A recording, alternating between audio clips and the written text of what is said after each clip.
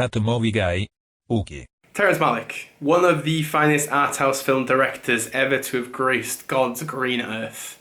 And since 2011, I would say it's not been the easiest ride being a Malick fan. While I would say his experimental phase has been intriguing, I don't think the world was quite ready for it, and neither was I. Some people love some films, like Night Cups. I'm still ciphering, but we'll be there one day.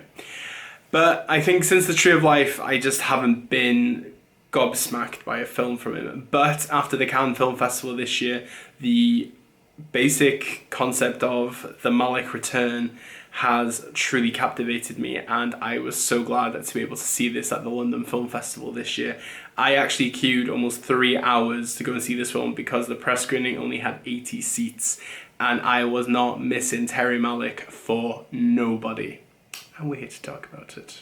The brief synopsis of A Hidden Life is that it follows the story of Franz and Fanny. They are a husband and wife that live in a small mountain village called Radegund in Austria, and he is opposing to join the Nazis during the Second World War and is being sent to prison. During this time, his wife has to deal with the hardships of his husband being in prison and basically being a traitor to the Nazi regime, and it is a very cohesive, reflective piece about life. We can definitely say that Hidden Life is a back to form return for Terrence Malick.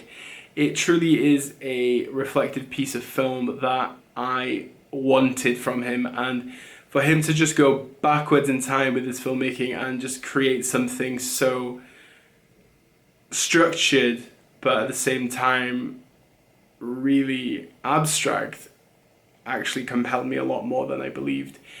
It tackles the concepts of oppression, it tackles moral compass, it tackles faith, it tackles existence, it tackles your actual belief in life. It just takes you through this journey that a lot of people were going through during this time, because not all members of the Reich, the Third Reich, were evil. People oppressed, people were against this. And Malick is just portraying the story of one humble family that just tried to show that they were good people during such horrific times. The narration of the film is really spiritual, and the actual atmosphere is very crucial to setting this tone. We go through various inner monologues from both of our main protagonists, and just it's the conversations between them that have been written while he's in prison or while she's at home with the kids dealing with very difficult times. And it's just their most deep and intimate thoughts that they can only share with each other. And that is the beauty of being in a relationship at times. You can't always be true to yourself, but once you have that kindred spirit with you, I think it just unfolds into a way that it just feels natural that you can be yourself.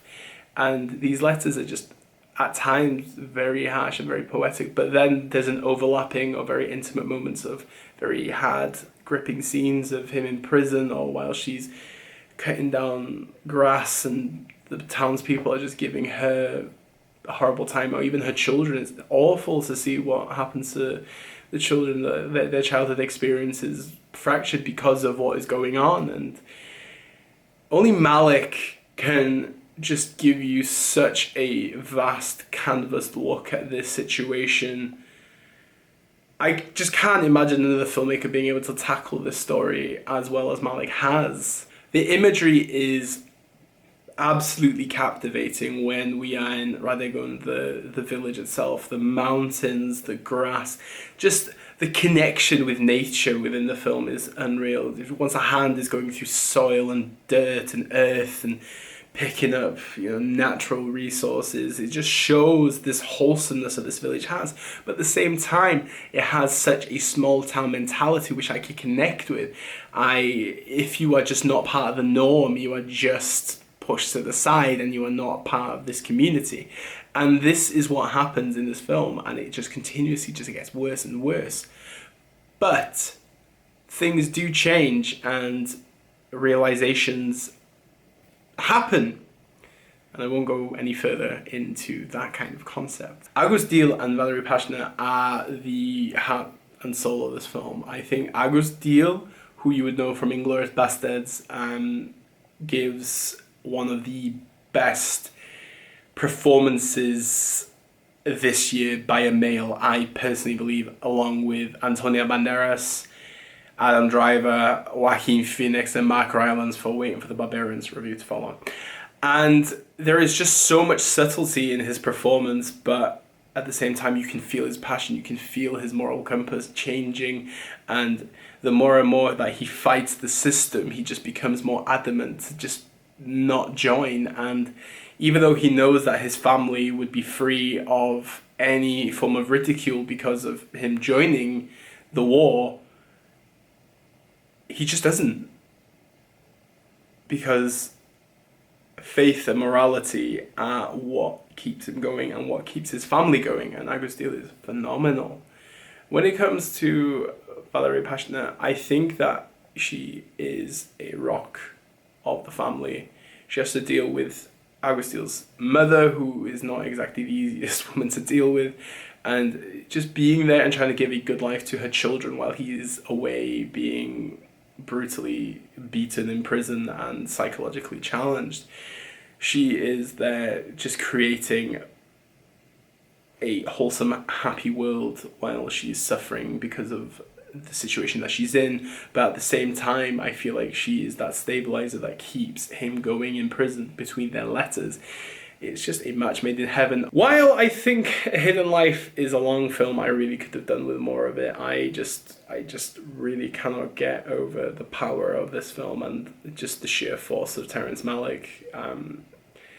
Literally, I just want to rewatch like The New World and Badlands and The Tree of Life and Thin Red Line and all those wonderful movies that he's created. It's a pure joy to see, and his next project just sounds even more insane. Damn. I'm not going to get into that right now. We could be there forever. Hidden Life will be out in the UK, I believe, in January, from what I understand.